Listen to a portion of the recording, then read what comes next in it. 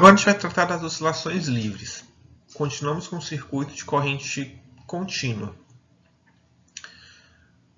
O que acontece nas oscilações, ou como é que a gente chega em oscilações livres?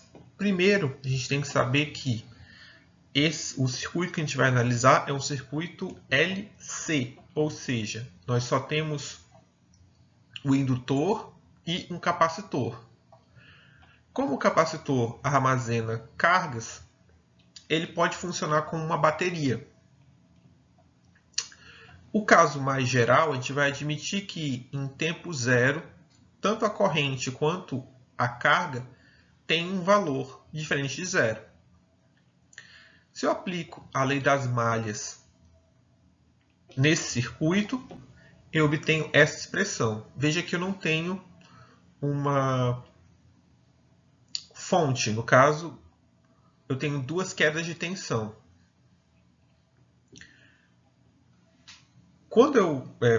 Para facilitar o cálculo e a gente vai comumente trabalhar com correntes, a gente vai derivar essa expressão duas vezes, ou no caso, derivar em função do tempo. Quando eu derivo em função do tempo, a derivada primeira na corrente vira uma derivada segunda e a carga vira corrente. Chegando nessa equação diferencial. Nesse caso, uma equação diferencial de segunda. A equação diferencial de segunda ordem que a gente obteve é exatamente a equação que rege o movimento oscilatório. No caso, movimento oscilatório harmônico. Por isso que a gente diz que aquele circuito, a corrente está em oscilação livre. Como a gente já sabe qual é a solução dessa EDO, ela vai ser uma soma de cossenos e cossenos vezes uma constante. A frequência de oscilação do circuito é dada por essa relação e ela depende inversamente, no caso a raiz inversa, tanto do L quanto, no caso da indutância, quanto da capacitância. A oscilação é livre porque, em princípio, nós não temos nenhum termo dissipativo. Nós não temos resistência no sistema.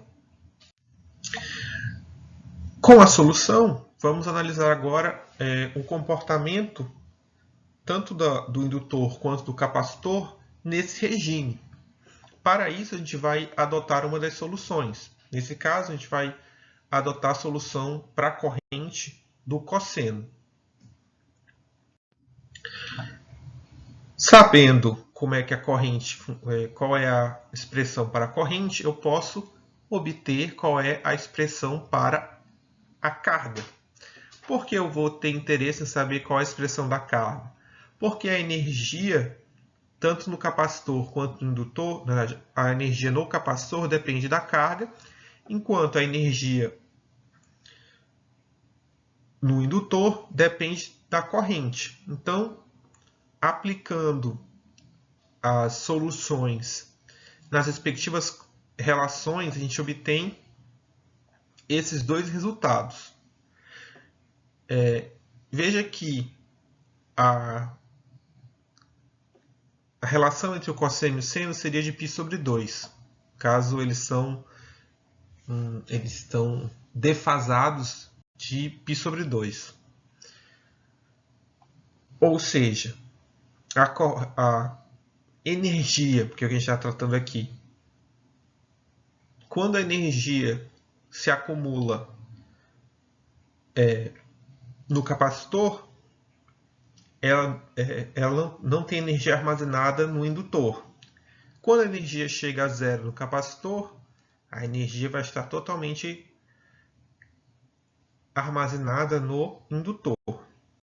Nesse caso, é interessante saber qual é a energia total do sistema. Então, a energia total do sistema é a soma da energia armazenada no capacitor mais a energia armazenada no indutor. A gente vai obter essa expressão.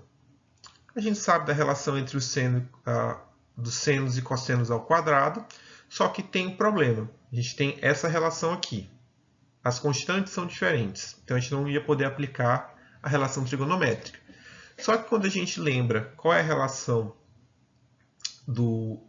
da frequência ao quadrado, que é o inverso da indutância vezes a capacitância, a gente parte daqui e obtém essa constante.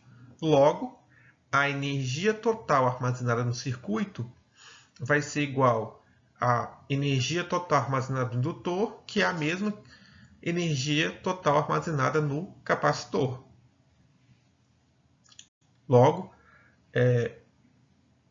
lembrando que vai ocorrer em princípio, a oscilação seria infinita, mas não é bem assim que acontece.